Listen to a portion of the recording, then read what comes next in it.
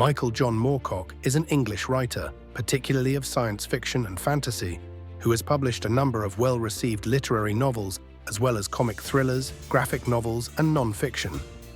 The History of the Runestaff. Book 1, The Jewel in the Skull. Dorian Hawkmoon, the last Duke of Koln, swore to destroy the Dark Empire of Granbretan.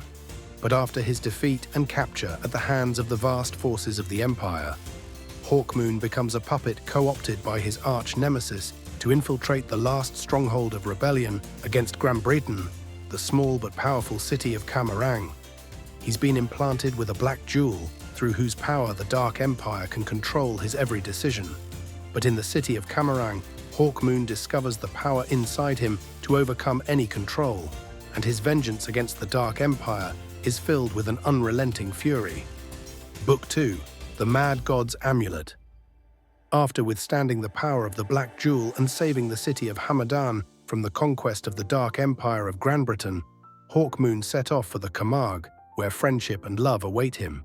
But his love Yselda is now a prisoner of the Mad God, whose powerful amulet is linked to Hawkmoon's ultimate destiny, a power that began at creation and calls heroes to arms throughout existence. Hawkmoon must rip this amulet from the neck of the Mad God if he hopes to save his one true love. Book 3, The Sword of the Dawn. Despite Dorian Hawkmoon's best efforts, the Dark Empire is still expanding. It is growing so much he has to take extraordinary efforts to protect his own turf. Doing so, however, doesn't solve the greater problem at hand.